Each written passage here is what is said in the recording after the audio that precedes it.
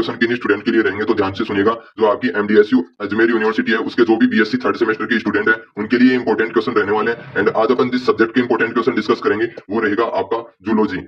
Zoology के अपन important question discuss करेंगे, और जूलॉजी में जो आपका पेपर रहने वाला है वो रहेगा genetics, evolutionary biology and ecology. इसके इंपॉर्टेंट क्वेश्चन डिस्कस करेंगे। जो आपकी आने वाली एग्जाम है उसमें यहाँ से आपको definitely same to same question देखने को मिल जाएंगे एग्जाम में, क्योंकि हर साल हमारे मोस्ट इंपोर्टेंट क्वेश्चन में से प्रश्न आते हैं, और इस बार भी हमारे बताए में से ही आपको एग्जाम पेपर में क्वेश्चन देखने को मिल जाएंगे। एंड सबसे इंपॉर्टेंट बात, नेक्स्ट आपके जो भी एग्जाम होंगे उन सभी सब्जेक्ट के इंपॉर्टेंट क्वेश्चन आपको इसी यूट्यूब चैनल पर प्रोवाइड करवा दिए जाएंगे। तो आप चैनल को सब्सक्राइब करके रखिएगा, क्योंकि आने वाली एग्जाम में आपको यहाँ से बहुत हेल्प होने वाली है।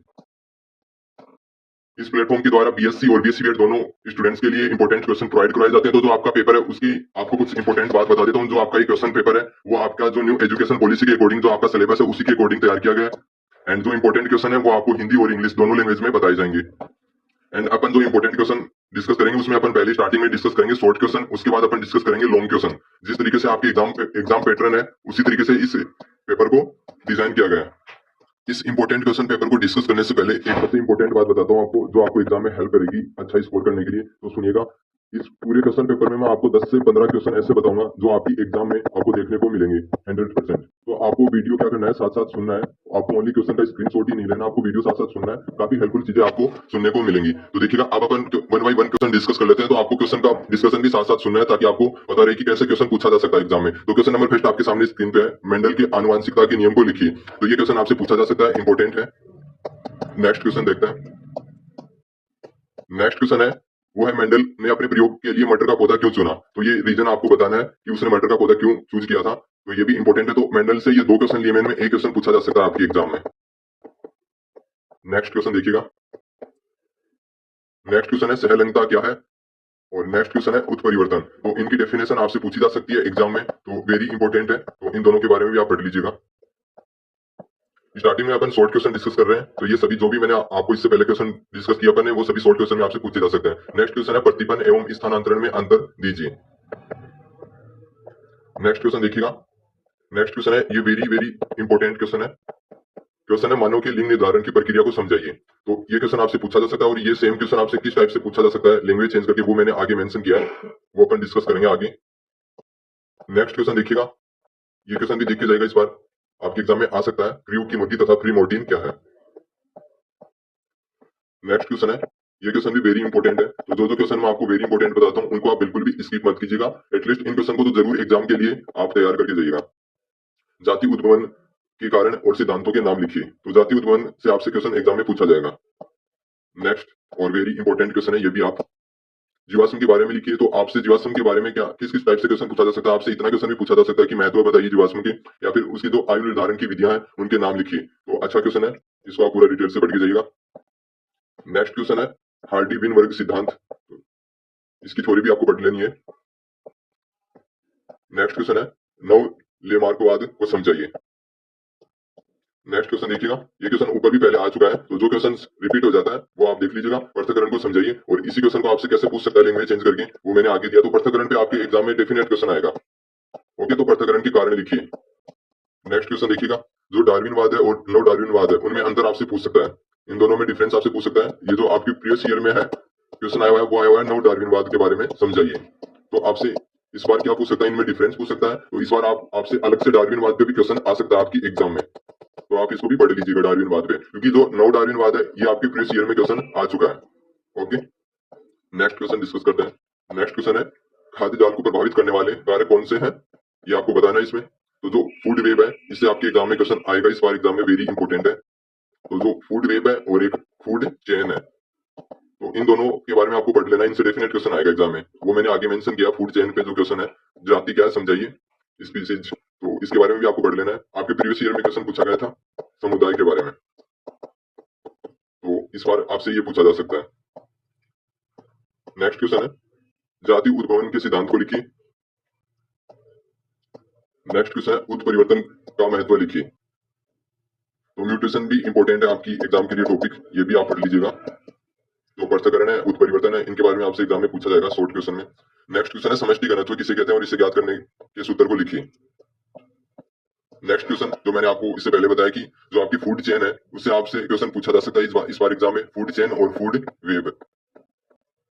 इन दोनों के बारे में भी आपसे एग्जाम में पूछा जा सकता है, या फिर एक क्वेश्चन यहाँ से डेफिनेटली आपके एग्जाम में पूछा जाएगा। तो इन दोनों के बारे में आप पढ़ लीजिएगा पूरा डिटेल से। इसमें आपको ऐसा भी पूछा गया, खाद्य श्रृंखला के प्रकारों के नाम लिखिए, types of food chain. Next question, living के न्यूनतम नियम को लिखिए। जो लिविंगन का सिद्धांत है वो भी आपको पढ़ लेना है। नेक्स्ट क्वेश्चन है पारिस्थितिक पिरामिड से आप क्या समझते हैं, तो इसके बारे में भी आप पढ़ लीजिएगा। नेक्स्ट क्वेश्चन है जलीय चक्र। तो यहाँ पे आप थोड़ा ध्यान दीजिएगा, जो साइकिल है आपके प्रीवियस ईयर में जो क्वेश्चन पेपर था उसमें 2 क्वेश्चन पूछे गए थे आपकी एग्जाम में, किससे, साइकिल से। और वो कौन से आए थे, एक तो आपसे फास्फोर्स और दूसरा आया था नाइट्रोजन। तो इन दोनों के साइकिल के ऊपर क्वेश्चन आया हुआ आपकी एग्जाम में। तो जो साइकिल है ये वेरी इंपॉर्टेंट टॉपिक आपकी एग्जाम के लिए। तो आपको जो इस बार क्वेश्चन तैयार करना है जो आ सकता है आपके एग्जाम में, वो है जलीय चक्कर पर संक्षिप्त टिप्पणी लिखिए। तो आपको ये पढ़ लेना है। नेक्स्ट देखिएगा, ये क्वेश्चन आपके एग्जाम में आ चुका है प्रीवियस ईयर में। क्वेश्चन कैसे आया था, फास्फोर्स चक्र की को परिभाषित कीजिए। ओनली शॉर्ट क्वेश्चन में पूछा गया था। ये क्वेश्चन आपसे किस में पूछा गया था, शॉर्ट क्वेश्चन में। तो इस बार इस पे क्वेश्चन लॉन्ग क्वेश्चन भी बन सकता है। तो आपको जो फास्फोरस साइकिल है उसका डायग्राम और उसके बारे में पढ़ लेना है। नेक्स्ट क्वेश्चन देखिएगा, ये क्वेश्चन आपकी प्रीवियस ईयर में पूछा जा चुका है। तो नाइट्रोजन चक्कर को आप स्किप कर सकते हो इस बार एग्जाम में, एग्जाम के लिए। ओके, नेक्स्ट क्वेश्चन देखिएगा, कार्बन चक्र का सचित्र वर्णन कीजिए। तो कार्बन साइकिल के बारे में भी आपको पढ़ लेना है, और इससे पहले अपन ने डिस्कस किया था, उसके बारे में भी आपको पढ़ लेना है। नेक्स्ट क्वेश्चन देखिएगा, खाद्य श्रृंखला जो फूड चेन है, इससे रिलेटेड अपन ने ऊपर भी क्वेश्चन डिस्कस किया था। तो जो आपकी फूड चेन है उस पर आपको पूरा डिटेल से पढ़ लेना है, क्योंकि आपके एग्जाम में, जैसा मैंने आपको बताया कि डेफिनेट एग्जाम में क्वेश्चन पूछा जाएगा।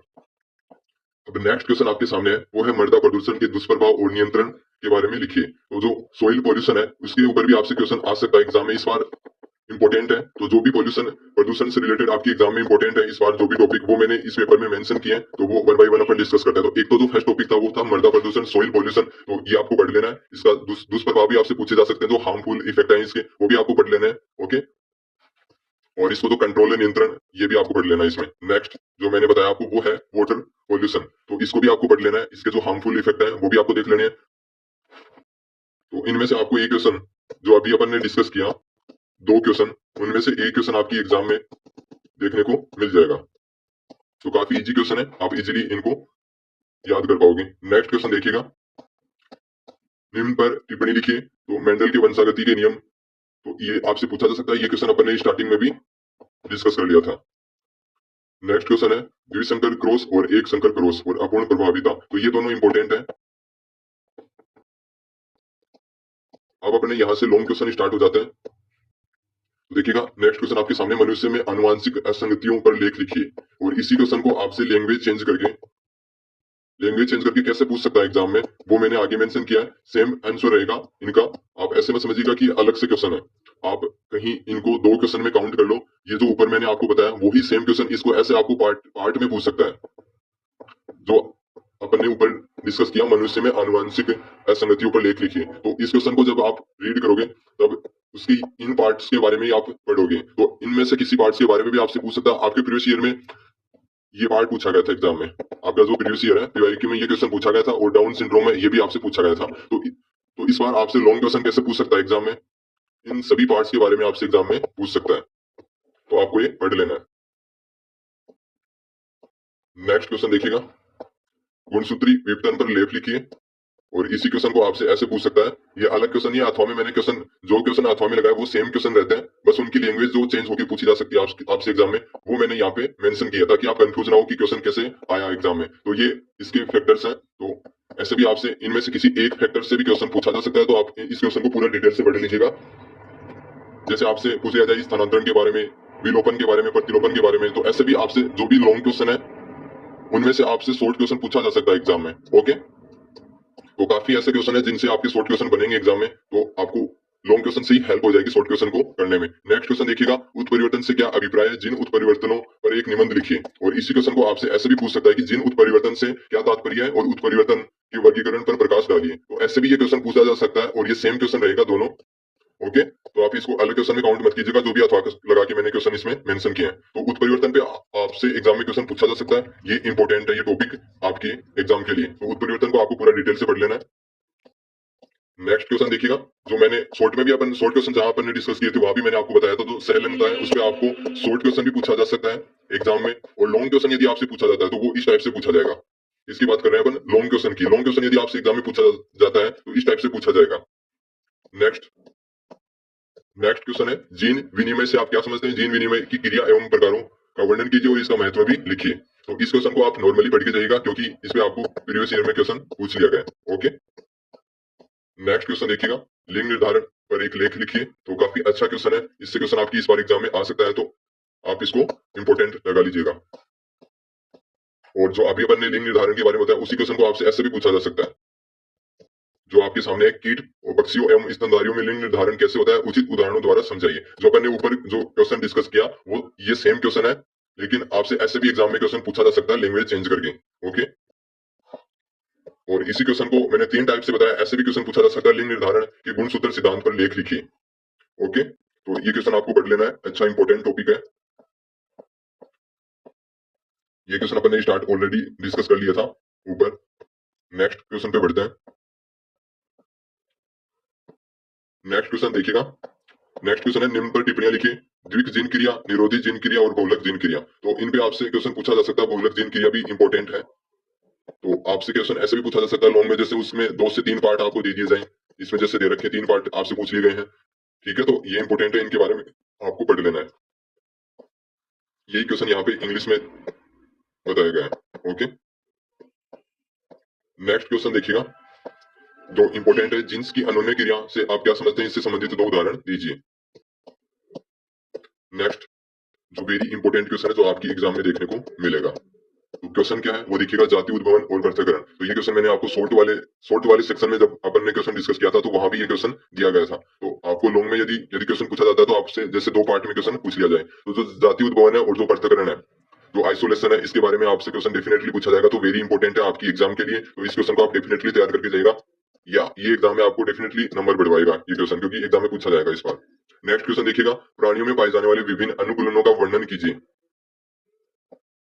नेक्स्ट क्वेश्चन, निम्न पर विस्तृत टिप्पणी लिखिए, जो विभिन्नताएं हैं और उत्परिवर्तन है। तो ये उत्परिवर्तन अपन ने शॉर्ट वाले सेक्शन में भी डिस्कस किया था ये क्वेश्चन, तो आपसे लॉन्ग में भी और शॉर्ट में भी क्वेश्चन पूछा जा सकता है। तो विभिन्नताएं, जो वेरिएशन है और जो म्यूटेशन है, इन दोनों के बारे में आपको पढ़ लेना है, एग्जाम के लिए इंपॉर्टेंट है ये दोनों टॉपिक। ओके, बढ़िए नेक्स्ट क्वेश्चन पे। नेक्स्ट क्वेश्चन है, हार्डी वेनबर्ग नियम की व्याख्या कीजिए और वे कारक क्या है जो आनुवांशिक समय को बिगाड़ते हैं तथा उद विकास को प्रेरित करते हैं। तो इस टाइप से लॉन्ग क्वेश्चन पूछा जा सकता है हार्डी वेनबर्ग नियम पे आपसे। नेक्स्ट क्वेश्चन देखिएगा, जो मानव उद विकास का विवरण दीजिए। नेक्स्ट क्वेश्चन आपके सामने स्क्रीन पे है, पारिस्थितिकी की परिभाषा, इसका उपविभाजन एवं पारिस्थितिकी के क्षेत्र का वर्णन कीजिए। तो जो आपकी इकोलॉजी है, इकोलॉजी जो आपके इस पेपर में जो पार्ट है, उससे ये क्वेश्चन आपके एग्जाम में पूछा जा सकता है, इंपॉर्टेंट पार्ट है। ओके, नेक्स्ट क्वेश्चन देखिएगा, समष्टि या जीव संख्या को परिभाषित कीजिए और वे कौन से कारक घटक हैं, इसके जो कारक घटक हैं वो भी आपको इसमें बताने हैं। तो ये क्वेश्चन भी आप देख लीजिएगा। नेक्स्ट क्वेश्चन देखिएगा, समुदाय से आप क्या समझते हैं, इसकी संरचना एवं आवर्तिता का वर्णन कीजिए। ये क्वेश्चन आपके प्रीवियस ईयर में आ चुका है, तो इसको आप स्किप कर सकते हो। नेक्स्ट क्वेश्चन देखिएगा, जो इंपॉर्टेंट है वो है पारिस्थितिक तंत्र पर एक लेख लिखिए, और इसी क्वेश्चन को आपसे ऐसे पूछा जा सकता है, सेम क्वेश्चन है और सेम आंसर रहेगा इनका। ओके, तो अब आंसर की बात चली गई है, तो अब आपको एक बात बता देता हूँ, जो भी ये इंपॉर्टेंट क्वेश्चन है उनके आंसर आपको कैसे अवेलेबल करवाए जाएंगे। तो जिन भी स्टूडेंट्स के पास इनके आंसर अवेलेबल नहीं हो, उनको इंपॉर्टेंट क्वेश्चन के आंसर अवेलेबल करवा दिए जाएंगे। तो वो कैसे करवाए जाएंगे वो मैं आपको आगे वीडियो में बताने वाला हूँ। तो वही सेम क्वेश्चन है, उसको ऐसे 3 टाइप से क्वेश्चन पूछा जा सकता है आपके एग्जाम में। वो तीनों टाइप मैंने यहाँ पे मेंशन करी है। आपका इकोसिस्टम, इस पे आपको पढ़ लेना है, डेफिनेटली एग्जाम में क्वेश्चन देखने को मिल जाएगा।